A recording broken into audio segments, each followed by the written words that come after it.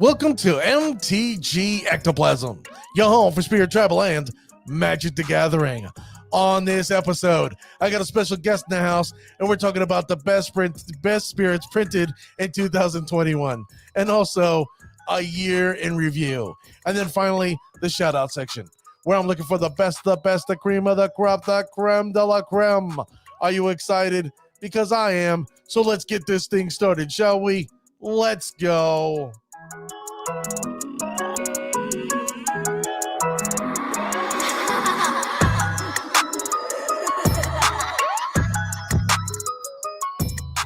Thank you, ladies and gentlemen, for joining me on this episode.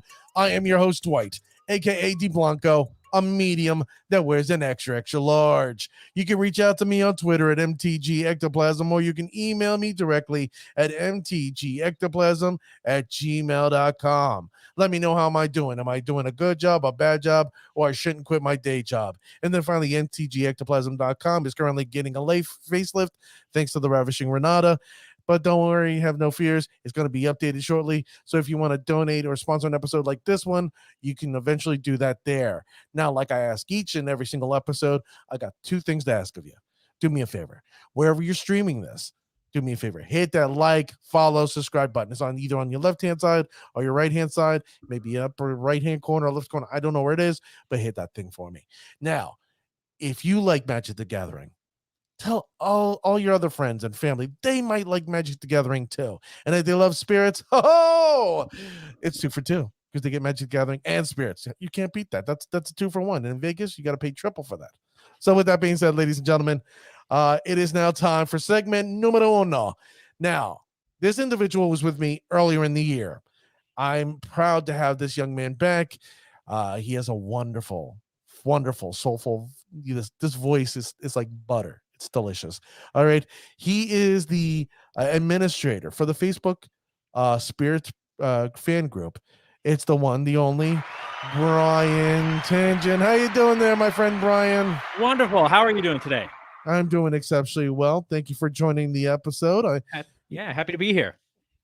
I'm thrilled that you came back. I was like, oh my God, is Bryan coming back? Yes, 2 for 2. Wonderful to be invited. Happy to be on the pod. Happy to discuss some spooky ghosts. There you go. How was your holidays? How was your Christmas? Nice and relaxing. A little bit of time off work, a little bit of time with the family, and then a little bit of the longstanding tradition of spending my Christmas Day evening ordering Indian food and hanging out while my girlfriend works in the emergency room. Oh, very nice. Very nice. Now, hopefully you got yourself a little mango lassi to go with the Indian food, because I know I love me some mango lassi, especially because I'm a nurse. And when I'm working, I don't think anybody wants to smell my breath of curry. So with that being said, ladies and gentlemen, we're going to be talking about the top spirit cards printed in 2021 and why. Now, we're gonna start with the honorable mentions. I don't know if you want to start first, Bryan, but you're the guest, so I'm gonna allow you to go first. Which cards did you have for your honorable mention? So one of the ones that I thought was very good for the honorable mention list was Dorothy, Vengeful Victim. Yeah, that's the one. So 2 mana 4/4 hit off collected company. I think it's being slept on slightly in 60 card constructed formats. It's got the mana cost, it's got the disturb, it's got the stat line. Someone somewhere is going to have constructed success with it, with probably it as a 1 to 2 of, I would say. Give me another hexproof creature in Pioneer or a decently costed spirit with ward in any format, and I could see Dorothy getting a little bit of work in. I love this card. Like, this is the card that I've been calling the glass cannon, because it dies the first time you see it. Okay, that sucks. But when you play the disturb cost, you get the enchantment or the aura, shall we say, and now your creatures now become the Geist, the Saint Traft, right? How can you beat that? And before it was the angel that was a 4/4. Now it's a spirit. So now if you have two spirit, you connect the aura to the spirit and you attack with the spirit and you get another spirit. And if you have a lord, Yeah, that's some serious damage there. Yeah, the Lord synergies, because it makes a 4/4 spirit token, are particularly attractive. And I do think that this is better than Invocation of Saint Traft, the card that was spoiled in Shadows over, or the card that we Amen. got in Shadows over Innistrad, because it is a 2 mana 4/4 on the front. So people are going to be incentivized not to block it and take 4 on the chin, which, gives you the Vexing Devil effect for the most part. Right, and I agree there. Or if not, you can just put it out there, for a protector, just a block. I mean, it, destroying their creature using your Aether Vial, just having, oh, okay, I'm sorry, but oh, that's right, I do have a Spectral Sailor, and then my upcoming turn, I'm going to have a 1/1 and a 4/4 flying at you. Yeah, it's definitely a card that's going to reward careful play. You don't want to overextend into it. You don't want to run into removal, but I think that it could put up some results. With some sneaky moves. I love this glass cannon. I think it's probably one of your. I wanted to put this on my honorable mentions. Is just there were two other cards that I just felt that was just a hint above it. That's fair. What was your next honorable mention out of I curiosity? also had Patrician Geist on here. Is just as like a 3 mana lord for the most part. I think can be kept as an option for mono blue spirits lists that have been slowly gaining traction. And also, a critical mass of lords is never bad. However, I understand that you would hope for a better supplemental ability on a 3 mana lord, but it's still good. +1/+1. If you're looking to become a critical mass deck, this can turn blue-white lists into something like that, because it gives them access to essentially 12 lords, which is more than 8 lords. Amen. Now, one thing, eventually we may end up getting a lord, just saying, that allows us to play creatures from the graveyard. That's true. And who knows? I mean, this could be a 1-2 combo with that in spirits. Just saying, we don't know what WotC does. We ended up getting Drug School Captain in 2012, and then we got Supreme Phantom in 2018, 6 years later. So 6 years later from now, which is what, 2021, 2027, we may end up getting the card or the lord that allows us to play our spirits from the graveyard. I'm Just throwing still it out upset there. that we didn't get a Moorland Haunt spirit on the most recent trip to Innistrad, because we got a Kessig Oh, Wolf Run Werewolf. So why not a Moorland Haunt spirit? preach. Now, Mark Rosewater, I know you do watch the show, so you come on, get on this. Brian said it. Damn it, let's get it done. Mark Rosewater, That huge fan of the pod, as I recall. that's what I say, but realistically, we never know. Did you have another honorable mention for us? I had one more on the honorable mention list, and that was Katlida Dawnheart Martyr. So I've been noticing this card has been popping up as a one of in a lot of Pioneer lists recently, blue, white, and Bant. So it's a flying, life-linking beater with late game utility. Its power and toughness can get very unreasonable very quickly, and it seems like a perfectly fine include in a flex slot. The protection from vampires is mostly flavor text, but you never know. You might get paired against mono black aggro and Pioneer, and it might block some vampires. The option's there. But it's got early game life gain ability. It's slots up very well against aggro decks. Plus, it has the ability to come back from the graveyard if you're playing a little bit of a longer game. And it's nice to see people, jamming stuff a little more outside the box, especially in Pioneer, in any constructed format, really. Now, what I find amazing is that people are actually using this in Pioneer. I thought it was a good card. It was a card I was like, you know what, this is great in Commander, but I don't know. I was very wishy-washy on this card, as much as I wanted to believe it. But then, seeing in Bant builds, it makes sense. It makes tons of sense. It's just I can't believe it, and I now I'm gonna have to try it myself to see if it's really worth it. Yeah, I'm definitely going to start testing it as a one of in my Pioneer lists, just to see how it shakes out. I mean, I feel like if you've got 4 other spirits and 2 of them are lords, it's a beater. Yeah, exactly. You really can't go wrong with that. Now, with my honorable mentions, I decided to go with something crazy. I Mhm. went with Millicent Restless Reverend. Now, people are going to go, really, Dwight? Well, yes, because this was a spirit card printed in 2021. And the fact that, you know what? We ended up getting Raynar, the ever watchful, early in the year, in Kaldheim. And if you had to ask me which commander was better, I'm going to tell you all day, Millicent. is superior over Reynard. That's just me. I do like Foretell, but Foretell is for naught. That's no. I'm a person. Spirits is not a go wide deck, and this here allows you to go wide, especially in Commander and EDH. And that's the fun of Commander, going wide and smashing your opponent left and right, and you're using your favorite tribe. This is a tribal deck. This is meant for tribal. And if you're a tribal person, why aren't you playing this? Yes, I understand that, you know, what's this other gentleman? The Brago. Yes, you got the bouncy guy. That's fun. Bouncy's fun. Tigger from Winnie the Pooh. He was a bouncy, fun type of guy. But this is Millicent, and he wants to go wide, and I like going wide. And then what is your thought on Millicent, real quick? Millicent seems like an extremely good spirits commander. It's nice to see a dedicated spirit commander that basically replaces Geist of Saint Traft as people's choice spirit commander. Although I do love Geist of Saint Traft, and I cannot deny it. Well, with hexproof, it's kind of hard to deny, the Geist. And then my next card I ended up going with was Guardian of Faith. I think Guardian of Faith is just like, Teferi's protection in Commander. I when I first saw this card, I was like, what's he doing? But it's like, are they giving us spirits phase out?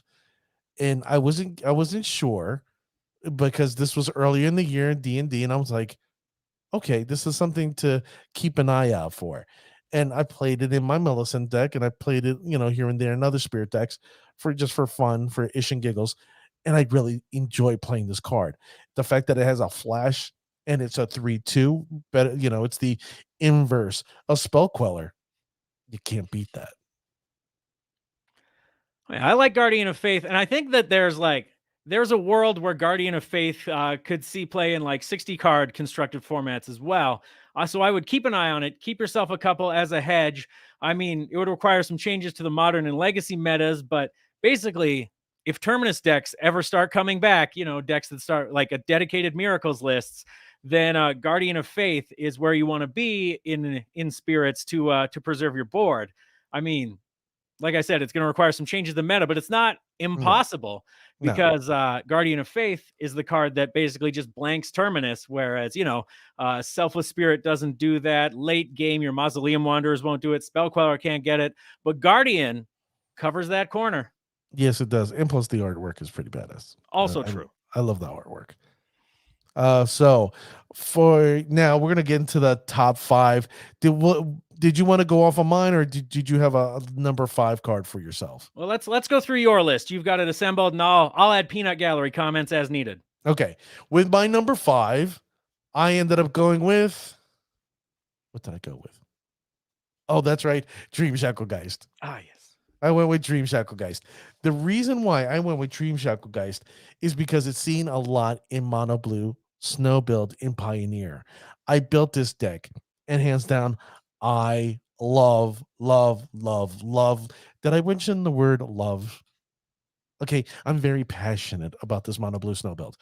Well, the fact that this is in there, it makes the deck sing, especially with Shacklegeist. There's Dreamshackle Geist and there's Shackle Geist. These are two friends they go together like peas and carrots. The reason why I say that, ladies and gentlemen, is if you look at it, of course, it's a 1 generic, 2 blue, 3/1. Okay, he's big and tough, but he's got a little booty. Okay, to me, that's the one part that sucks. The other part is at the beginning of your combat, you can tap a creature. How bad is that? I think that's wonderful. So if your opponent has a flyer, oh, I'm getting through, my friend. And the fact that if a creature was already tapped, my friend, that's not untapping. And if it's a really badass creature that you attack me with, it's never untapping ever again, my friend. That's delicious. And the fact that you have Shackle Guys, on the beginning of my upkeep or beginning of combat, I'm going to tap your creature with Shackle Geist. And I'm going to tap Dreamshackle Geist and Shackle Geist to tap another creature. We can do this all day, my friend. Or the best part, one of the worst matchups for us is Amulet Titan. Oh, okay, not a problem. I will tap your creature with Shackle Geist, and now I will use Dreamshackle Geist, and it will never untap. Thank you. Thank you, Watsy, for making this card. Now, do I wish it was a 2 mana and like a 1/1 or a 1/2? Yeah, I would have done that all day, but I'm not going to complain at 3 mana. Your thoughts, Brian? Yeah, Dreamshackle Geist and Shackle Geist are the peanut butter and chocolate of Mono Blue, essentially. And now some people started asking when Dreamshackle Geist got spoilered, is it better than Nebelgast Herald? And in Mono Blue Pioneer, absolutely, 100%. Nebelgast Herald, good. It taps. It's got instant speed ramifications. But as you mentioned in Amulet Titan, the ability to just keep a Titan tapped forever is extremely good. It's very Delicious. powerful. If it never untaps, it can't attack. It can't get Valakuts. It can't do anything. I don't even mind the stat line on a 3/1 because Dreamshackle Geist is almost never going to get blocked by things based on its ability to tap and control the board, especially in conjunction with Shackle Geist. So 3 power over 2 power on Nebelgast Herald or 2 power 2 toughness on Shackle Geist, I think is good. It hastens the clock. Now, if you got a Lord on it, it comes a 4/2. If you That's got right. 2 Lords, a 5/3. It's so cringy. It's delicious. That's why I put it at number 5 as the top 5 card, the top spirits printed in 2021. At number 4, this one is going to catch some people by surprise. Okay, and I wanted to put it higher because I believe in this card, and I ended up going with Spectral Advisary. Spectral Advisary at number 4. The reason why is it's a 2 mana creature. Can't beat that. It's a spirit 2/1. We're used to the typical 2/1 flash flying creatures, right? But what separates this card is that it has the potential to being offensive and defensive, reactive and aggressive. I guess that's the way it goes. I don't know. I never did well in English.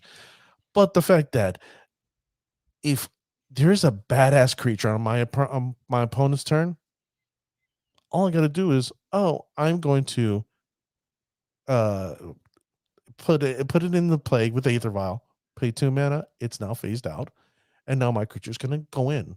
Or if it's attacking me, Aether Vial, pay 2 mana, guess what? It's gone. I don't have to worry about it. And it got bigger and became a 3/2 creature.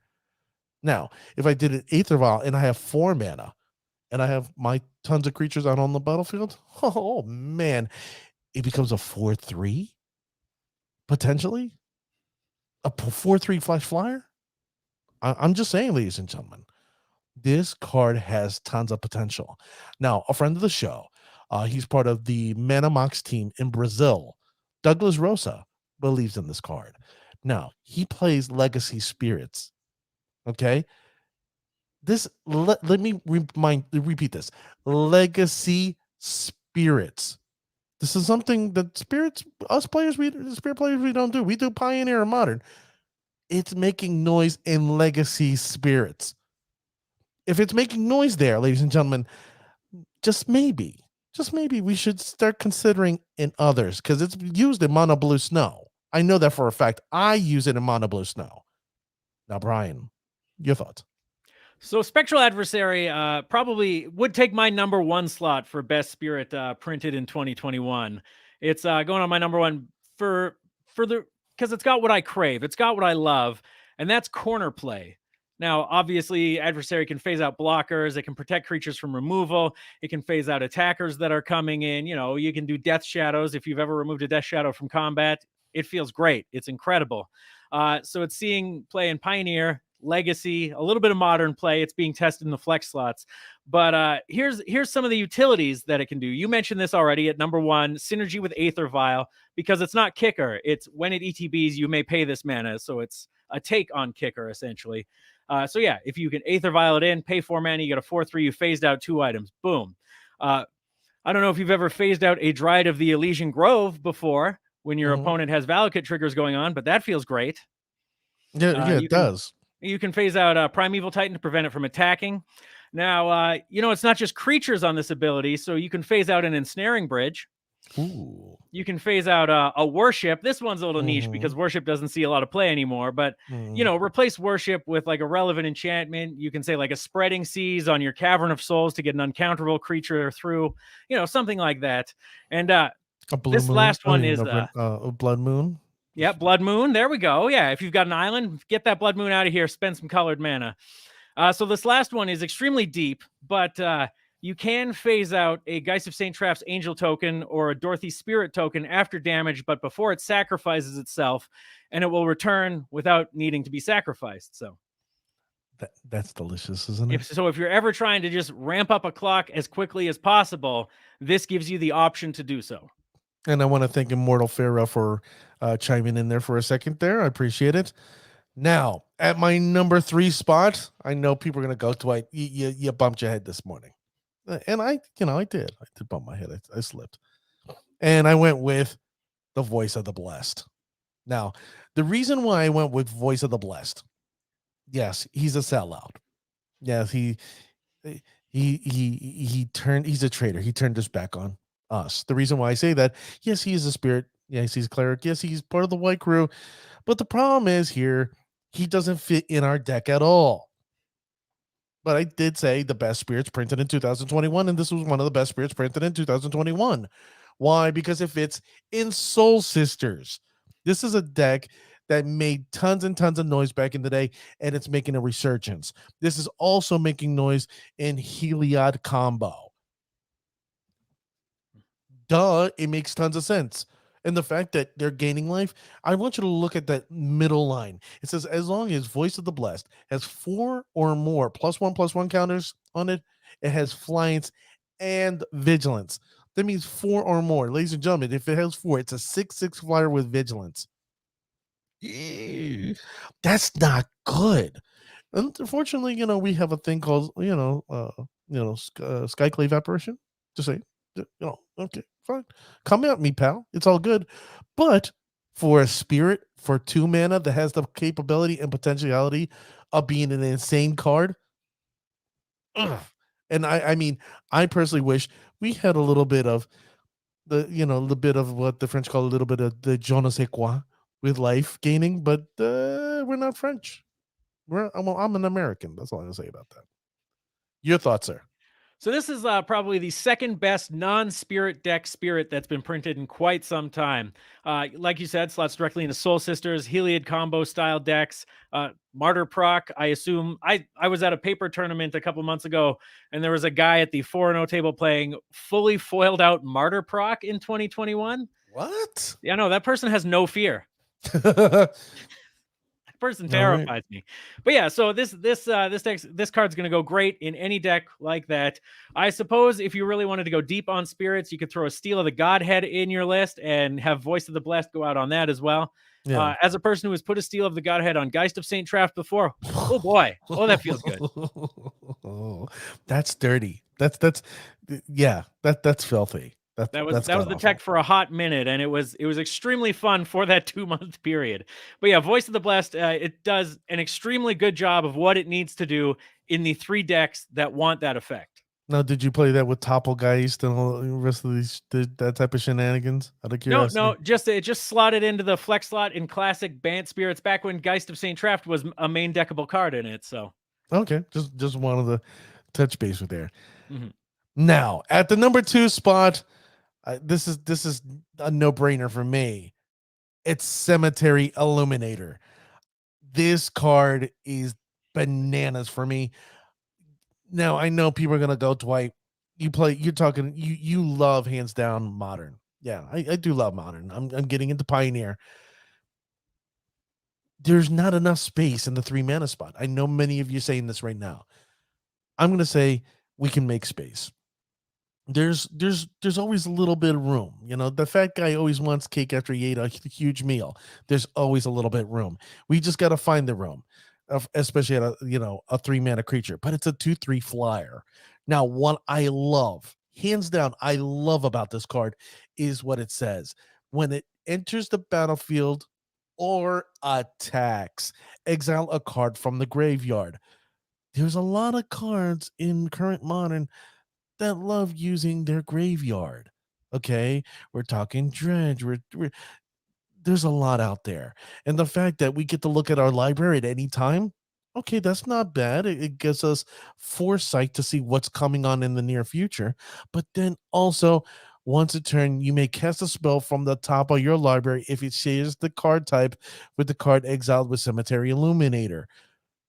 So if I have a Rattle Chains on the battlefield and I exile the creature, ladies and gentlemen, guess what I'm doing playing at the end of their turn?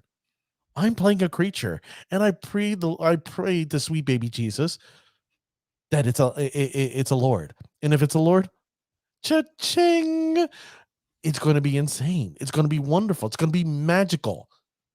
That's why I love this card. The fact that you can tack or exile a card, and the potentially I've been saying this for years, for the last couple of years since spirits has been a thing. The problem with our deck, especially in Azoria Spirits, is the fact that there's no card draw. That's the huge, huge flaw in our deck. There's no true card advantage. This here gives us a faux card advantage. We get to see what's going on. We don't get the card right away, but we have a chance of getting the card right away if it's something we exiled. And we have to be very cognizant of that fact. Your thoughts, sir? I agree. Cemetery Illuminator. It's what's weird for me is that Cemetery Illuminator hasn't made a splash in Modern yet, despite it having a bunch of really, attractive targets for the graveyard. It is seeing play in Legacy Spirits already, which is nice. I'm thinking of testing it in Modern in place of my Singleton Kira as one of the flex slots, just to see how it works out. And so it's basically just a better Realm Walker for spirits, since it's a flying 2/3 at the same mana value. It also acts as incidental graveyard hate.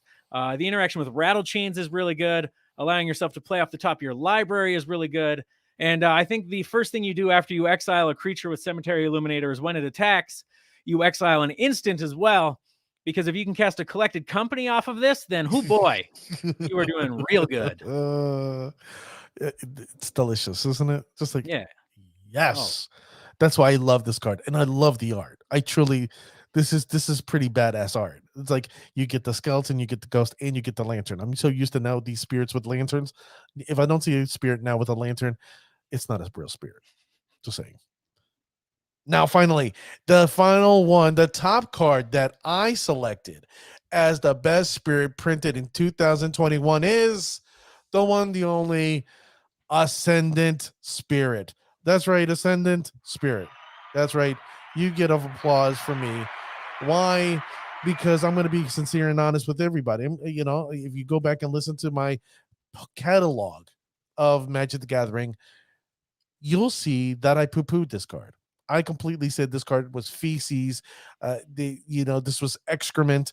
This card was just, you could clean your, lizard's cage, with, because it's just absolute crap. Boy, almost a full year later, and I've been proven 100% wrong. This card is amazing in a mono blue snow build. I played against it. I went toe to toe with several friends. I've gone to play with it in my LGS. This card is real. People sleep on that snow mechanic, and they don't realize at any moment, guess what? Boom, it becomes a 2/3. Boom, becomes a 4/4 flyer. Oh, and I usually keep it there at the 4/4 flyer spot. But if I'm being a little greedy, I pay the 4 snow mana, and guess what?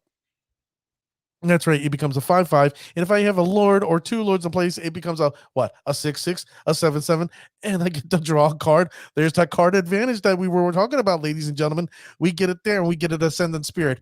Now, as a 1 mana spirit, we crave 1 manas. We need more very good 1 manas. The only flaw that I see in this is that I just wish it came in with flying or the potential of card draw, so I didn't have to spend so much mana. I don't like spending mana. I want to save it for my other creatures or interaction. But if I'm attacking and they can't do nothing, oh, sweet baby Jesus, I'm coming in and I'm smashing over and over and over. It's Yes. Yes. This card is the real deal, Holyfield.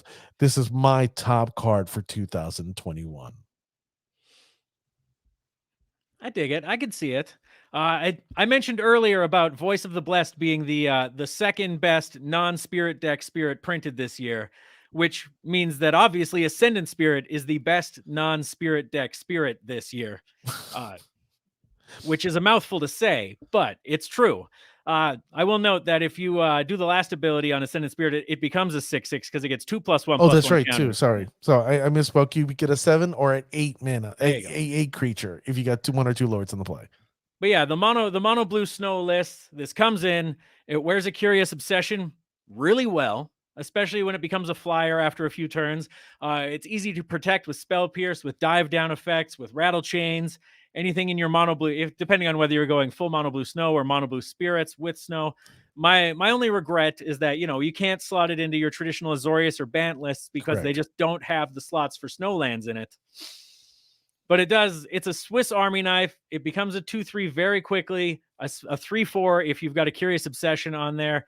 It puts in a lot of work. It draws cards and it beats. So I feel good about it. I think it's a lot of fun, and it basically reinvigorated the mono blue tempo and mono blue snow archetype as a whole. Well, I'm happy for it. I was sleeping on that archetype for a little bit. I'm such a purist. I hate to say I'm like, okay, I'll stick with the Azorius, I'll stick with the Bant. But now I've come to realize spirits comes in many different flavors. We have the Gest guy, we have the Simic, we have the mono blue, we have this, we have, you know what? I want every single color. I want white black. I want black red. I want Mardu. I'm a selfish jerk that way. I want every type of spirit deck out there, and I want it to win. I want it to kick ass. I want people to say, "Hey, you know what?" I want my opponent saying, "That's bullshit." Just that's how it is. I'm passionate. Yeah, there you go. People did a lot of testing with Esper spirits once upon a time, so you could play some token generators, some lords. There was a Demir spirit that that had a curiosity and forced a discard possibly as Right. a 3-mana 2/3. So you had options. No, I hear you. It's just, that's God. That's why I love the diversity in spirits. Spirits is such a unique squad. I mean, you don't get this in humans. You don't get this in vampires. You don't get it in werewolves and so on and so forth. You don't get it through all the groups. And of course, I'm being biased. I understand. You know, I'm just being biased. But I don't care. It's my show. There you go. You don't like it? Well, that's my personality. That's my opinion. And if you don't like it, reach out to me at mtgectoplasm@gmail.com and share your thoughts with me. Just saying. Yeah, if you don't like it, keep listening to this podcast just in case. I'm willing to take criticism, and I'm willing to, say, hell, I'm 100% wrong. I was 100% wrong on this card, hands down. I was wrong, and I put this card at my number one. If that doesn't prove how much of a jackass I am, and prove the fact that I accept being wrong, nothing will. I'm okay with saying I'm wrong. My wife tells me it all the time, so I'm okay with the listening audience to tell me the same thing. Yeah, I've been wrong before, and I'll be wrong again. Hey, I did have one card that we missed on the honorable mentions list. Which one is this? What was that? The green and white Willowheart Geist that gets a +1/+1 counter whenever a card gets exiled from the graveyard. Oh, it's mono green, isn't it? Yeah, it's green, and one colorless. Yeah, Okay, yeah, that's been seeing play in Modern Dredge. Really? Yeah, I would expect that. I would really expect that card to go in Dredge. Yeah, it turns out it moves a lot of cards out of the Dredge moves a lot of cards out of the graveyard and back into the graveyard, so that thing becomes unreasonably large very quickly. And if it dies, it just gains them 8 life sometimes. Well, there you go. There you go. Oh, look at that. TCG dude just showed up. Hey, how you doing? He was there at the Nikachu show earlier this morning. So thank you for making the round, sir. So with that being said, that's the end of segment number 1. If you missed it, have no fear, have no worry. It's definitely coming back, and you definitely will enjoy the show. With that being said, it's now time for segment numero 2, number 2, and we're going to do a year in review. We're going to do a look back at 2021, and I wanted to get your perspective, and I'll share mine as well. The fact that this is a year in review, what are your thoughts on the sets of 2021? All right, so most of the standard sets have been pretty decent this year from Wizards, but everything has pretty much been overshadowed by the wrecking ball that is Modern Horizons 2, which is unsurprising. Modern Horizons 1 also turned the format on its head a little bit. Modern Horizons 2 did it, but slightly less broken and requiring fewer bands, which is nice. Spirit's got a couple tools out of it, but we can get to that in a moment or two. But yeah, it's been a surprisingly good year for cards, unless you've been trying to play standard, in which case. Sorry. Yeah. I want to make sure I hit the right one. For those who play standard. Okay, those are for my standard people. Sorry. But me personally, I think 2021 was a great year. I'm going to call it the year of the spirit. The reason why Kaldheim came out, and like I said, Ascendant Spirit came out. It was one of the better cards. Then we ended up going to Strixhaven. Strixhaven had spirits in it again. Mm-hmm. Then we had Modern Horizons 2 that had no spirits, and then we everybody else rejoiced. And then we had Dungeons and Dragons, the Forgotten Realm, and we had one or two spirits there. Yay. And then finally we ended up getting the Innistrad sets, where we end up seeing more and more spirits. Let me just tell you, it's the year of the spirits. I'm not going to complain. I feel bad for other communities. For example, my friend Nikachu, who I was on the show earlier this morning, he's a Merfolk guy. And I really felt bad because Merfolk got zero and no love at all. Whoa. Hold the phone here.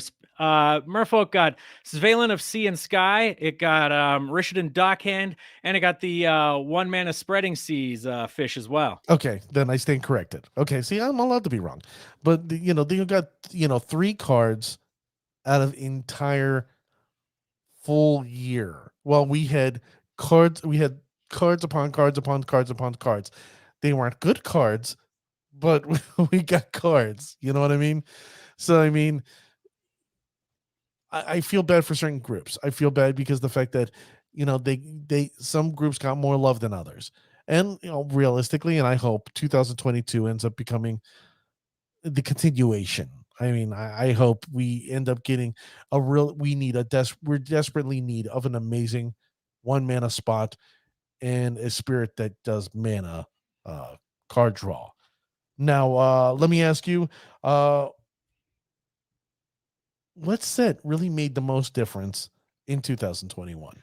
Well, for spirits specifically, both Innistrad sets were difference makers for the deck because they both got tools. Of course, Forgotten Realms gave us Guardian of Faith as well. So for creating new archetypes, of course, Kaldheim gave us Ascendant Spirit.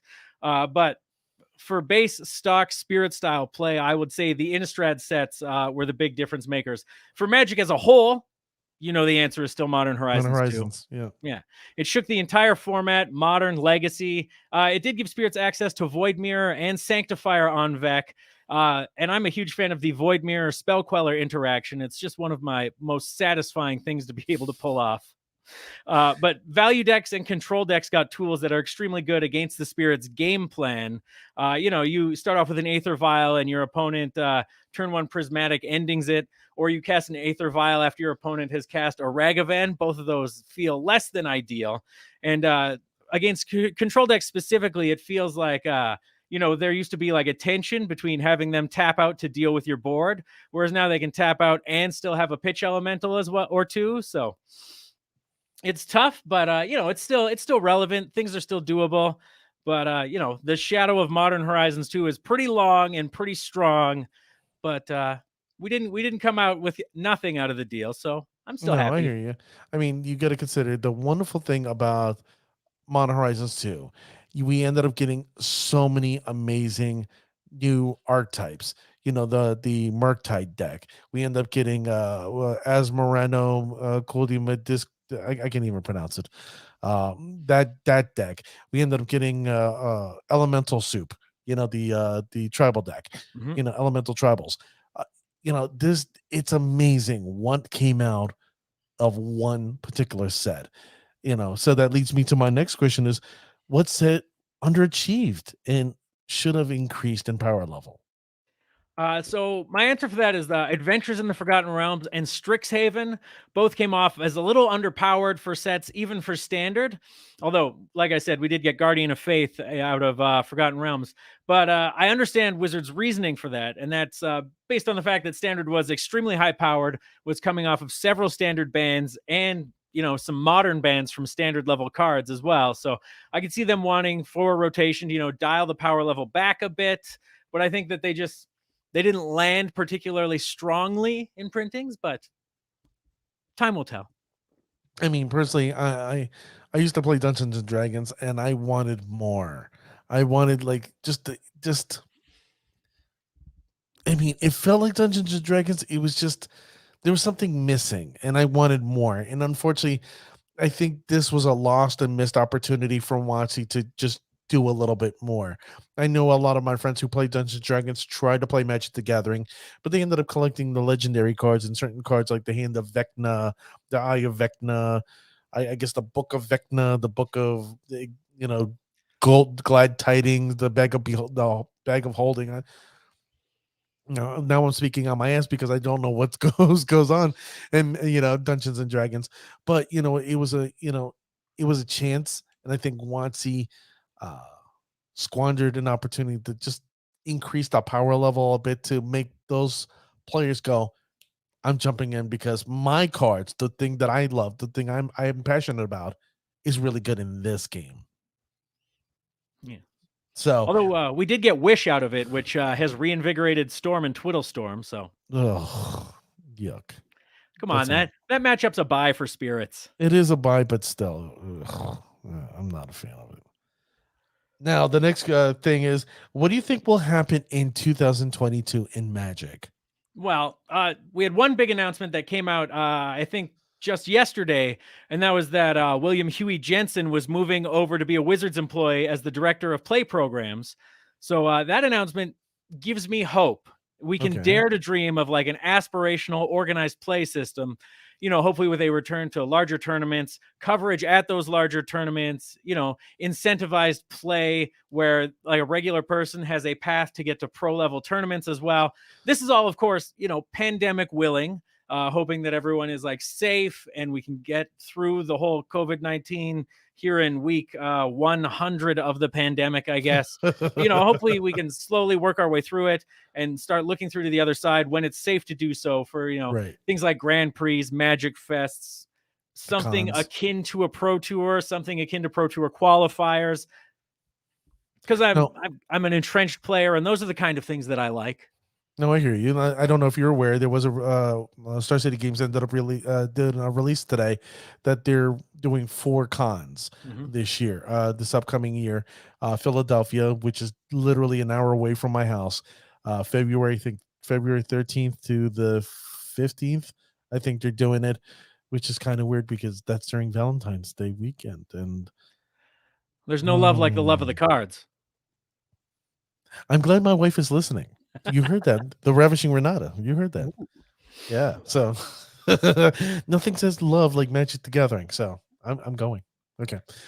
With that being said, it's like they're doing those things where, hopefully this we'll start seeing normalcy. That's what I'm hoping for. I miss going to these big events and just being with the fellowship, having fellowship with my brothers and sisters, just playing a wonderful game, a game that I'm passionate about. And if I see people out there that are supporting Spirits, I'm like, woohoo, I'll be rooting for you. And if they're not, then woohoo, I'll be rooting for you too at the same time. But yeah, part of the importance of the entire thing is the gathering part of Magic the Gathering. I had the ability to play in like 2 larger paper tournaments put on by Face to Face, which is a Canadian company up here, and I went to their Face to Face weekend, played 2 essentially just like 5K style events. They were capped in attendance, proof of vaccination required. They were as safe as possible, and I don't think we could have them now based on how Omicron is going. But yeah, I was at that point in the year where I was feeling kind of downtrodden about the game. I was a little salty, I'll be honest. I had a few bad weeks of variance. But I went in, I played really well. I lost out on a win and in for top 8 both days. But what can you do? Even those losses couldn't cover up the fact that it was the gathering, the hanging out with friends, seeing people who I hadn't seen in several months from other parts around the country who had traveled for it. It really warmed me up to the whole experience and reignited my love of the game. So I agree with you. So, we got a question here. It's coming from Immortalepharoah 47, and he says, thoughts on Gaslight, Snare in Pioneer and Spirits. A plus. I'm sorry? A+ card, absolutely. The mono blue Spirits tempo. You can throw down turn 1 Ascendant Spirit, turn 2 Curious Obsession, and you've got a 1 mana leak at the ready. And it's delicious. And the art on that card alone, where you have the guy and then the skull coming out from on top of him in the lantern. It's like before you wondered what was lighting that lantern. Now we know. Yeah. Spirits is now Lantern Art Tribal. Yes, it is. Will spirit decks need to be incorporate Curious Obsession in order for Gaslight Snare to even be considered in Pioneer? No, I you know what? I think it's, how do I put it? There's Jesus. What's the old card? That's a blue and a generic, and you had to pay 3 mana to counter. Like the opponent had to pay 3 mana to counter it. Yeah, the flying mana one. leak. Yeah, mana leak. Yeah. So it's just like mana leak. The only difference is you're playing a spirit instead of paying 3, you're only paying 2. Yeah. So I mean, if mana leak was viable, why wouldn't this card be viable? Well, Spirits also has access to the one that cares about flying creatures for the counter magic effect. So Mana Beak, as we call it. Oh, oh God, what is that card? See, now, I got my modern deck in front of me. I don't have my Pioneer deck. That serves me right. Shame on me for not having my Pioneer deck on me. But in blue-white Spirits, Geistlight Snare could still see play because you have access to Eidolon, essentially, which is an enchantment spirit. That's perfect. Or you know how we brought up Dorothea earlier, the glass cannon. Mm-hmm. We can put the reversed the disturbed. Throw that disturb on there, and then you've got counter magic backup as well, starting on turn 4. So you can't beat that. That's delicious. Now let me keep on asking. 2021 was the year of the spirit. Will it continue in 2022, sir? Well, it was nice to get a little acknowledgement from Wizards that Spirits is an established archetype. So they threw us a couple tools here. One of the things that I was mentioning that I meant to mention when I was talking about Modern Horizons 2 is that over the course of 2021, Spirits got a lot of tools. And Spirits is a toolbox deck. It has a lot of use for tools, but other decks and archetypes got haymakers, whereas Spirits just got tools, which is one thing to watch out for. So hopefully we continue to get some playable Spirits. Hopefully we get one, archetype maker, one haymaker card over the course of 2022. Anything that adds to the eternal card pool without making cards that are wildly, overly overpowered or overtuned would be ideal. Well, Kamigawa, like we said, the Neon Dynasty is coming out. We already see several spirits being spoiled. Some of them are interesting. We've already seen a creature with ninjutsu, a generic blue and a black, doing some ninjutsu type of things. And if that's something, I think that's going to be a chase rare. I wouldn't see why we wouldn't have a spirit chase rare as well. So I'm excited to see where we go. Now, I don't think Kamigawa is going to be the last set, but I think WotC's going to slow it down. We're going to see less and less spirits, but I'm okay with what we have, but I do need that 1 mana spirit, just a really good one. TCG dude writes in, spirits is a great tribe. I personally haven't built a deck around them. What archetype do they usually consist of? I'm unfamiliar with the traditional white-blue controlled others.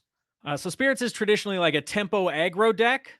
Not necessarily like a hard control, but more tempo. So its job is to gain like one little toehold of advantage and just build on it and carry it through.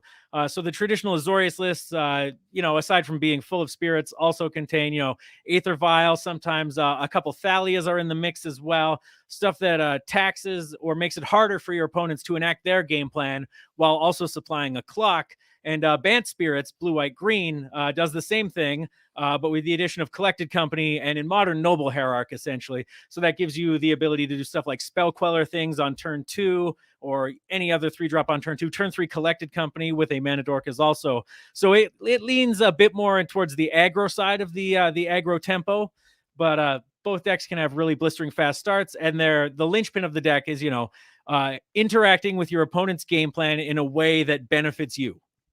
There you go. So hopefully that helped out TCG dude there. I guess this would be the last question over here for segment number 2 is, what spirit do you think the community needs to help push the deck into to keep it near or in tier 1? What does the community need to do? What spirit? What type of spirit do you think we need? Oh, what type of spirit do you think we need? Oof. Mhm. Well, all right. So ideally, I mentioned this earlier. One of my dream spirits is like a lieutenant effect, like a 2-mana 2/2 flyer that gives other spirits you control like a curiosity effect. Doesn't even have to be a lord at that point, because what I've just described is wildly overpowered. Oh my! What else can we do? We get a flying spirit, Silvergill Adept. I wouldn't say no to that. Additional tax pieces. I know we've already got Unsettled Mariner, but something that gave your spirits like an additional Ward 1 or Ward 2 would be really good. The other thing that's basically we're looking for 1 and 2 mana spirits for it. So any kind of 1 mana or 2 mana 1/1 2/1 flyer that has an effect that you can use to build incremental advantage, I would love to see that. But ideally, I would like them to all be Collected Company hits as well. Okay. Me personally, like we need a really badass 1 mana creature. I'm gonna constantly say the same card over and over again. I call it Peekaboo. Peekaboo is a 1 blue, 1/1 flying creature that has the peek ability, meaning that I get to look at the opponent's hand and I get to draw a card. Okay, he has 3 abilities, just like Ragavan, but I need that to make me happy, just to make me jovial, because I have a feeling that if WotC keeps on going the way they are, they're going to make another badass card somewhere else. And why can't we, the spirit community, get it? It's about time you share the wealth. And I If you think want to Peekaboo is the way design to like go. a blue spirits Ragavan, a 1 blue 2/1 flyer, when it connects, you may cast 1 spell out of your graveyard. Done. Wildly That's valid. overpowered, still great until end of turn. Now we ended up getting a question. I'm trying to bring it up on my thing here.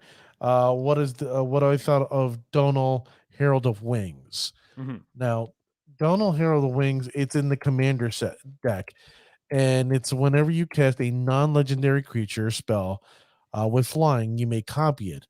Except the copy is a 1/1 spirit in addition to its other types. Do this only once each turn. I like the creature. I'm a big fan of the creature. I actually have it in my uh Millicent deck. I'm not going to take it out of there. Could it be used independently as a commander in itself? I don't see why you wouldn't or why you couldn't. Uh Personally, I think it's essentially strong card. Is it broken? No. But for a 3/3 for 4 mana that allows you to create 1/1s, it's not that bad. It's not, it's in a it's good and safe space. Now, is it good for spirits and legacy? Too slow. Way too At 3 slow. mana, maybe, but at 4 mana, it just can't work. No. Commander, it fits. Legacy, bit slow. So there you go, ladies and gentlemen. That's the end of segment number 2. I want to thank the listening audience for being with us. And now leaves out to segment number 3, the shout out section, where I'm looking for the best of the best, the cream of the crop, the creme de la creme. And if you didn't make it, have no fear, have no worry. I and Bryan and everyone in the Spirit Squadron, or shall I say Spirit Squad, will be rooting for you. And eventually you'll end up being there and you'll end up hearing your name in the shout out section. Now, in the legacy, I'm calling you guys out on December 25th, Christmas Day. I mentioned this gentleman before. He went 5-0 with an Azorius build, and that's Douglas Rosa of Brazil. Douglas Rosa, congratulations, kicking ass, and I can't wait to have you back on the show again as a guest. In Pioneer, December 23rd, this individual went 5-0 with a mono blue snow build, and that's Season Herb. Season Herb. On the same day, 5-0 with a bent build, and guess who it was? Douglas Rosa. He decided to go from Legacy, then he went to Pioneer. Go figure, this guy. Then December 26th, first place with a bant, and that's also Menuki. Congratulations there, sir. December 27th, first place with a bant build, and that's Dino Daisuke. Congratulations. And then the same day, 5-0 with a bant build, Gazito, congratulations to my people in Pioneer. And then finally, in Modern, Christmas Eve, December 24th, 5-0 with the Azorius build, the one, the only, Dr. Queller. On December 28th, 5-0 in the Azorius build, who? Dr. Queller again. You kidding me? Dr. Queller, I know you out there. If you're not listening to the show, shame on you, but I'm calling you out if you do. It's a moral imperative. Listen, I have Bryan here. He wants to see you on his Facebook group, right, Bryan? I would love to see the doctor on the Facebook page, on your podcast. Reach out to the Dr. Queller. Reach out. Get on here. We would love to have you. There you go. It's a moral imperative for you to come on this show and share your wisdom with the spirit community, because God knows, we got Bryan Segura. He's a hero. We need another hero. We want to have the Mount Rushmore of spirits, leadership. And I don't think you want my peanut M&M shaped head on there, but we got two of the best, and we're gonna keep with those two. Do we have any questions, Ravishing Renata, that you want to post? Oh, just comments? Okay. Well, thank you. I want to thank TCG Player. I want to thank Immortalepharoah 47. I want to thank all those that were with us this evening. If I did not catch your name or say anything, I'm sorry. But I want to thank all those. And I want to wish everyone a wonderful and prosperous new year. Before we end the show, Bryan, what do you want to share with the listening audience? Congrats on a big year for Spirits. Remember, at the beginning of this year, Spirits won the MOX, the Magic Online Championship. Yeah, yes, so that was a big one. Just be sure, remember to support your local game stores. Be vocal whenever you can about Wizards developing an organized play system that we can all enjoy with aspirational play. And remember that one of the most important parts of Magic the Gathering is the gathering. So enjoy yourself, have fun, and do what makes you feel good. And you know what? If it's collected company into double Drogskull Captain for lethal, then by gum, you do that as often as you can. There you go. I love hearing that. So, ladies and gentlemen, like I said, thank you for joining the show. Have a wonderful and prosperous new year. I want to thank Bryan for being here. Do forget to share hit the follow, like, subscribe button. Share this with your friends and family if they like Magic the Gathering, because God knows if you're sitting here watching the show and you're enjoying, I promise you everybody else is going to enjoy that themselves too. So with that being said, ladies and gentlemen, the next time you're kicking your opponent's ass, make sure they say, "That's bullshit. We out of here."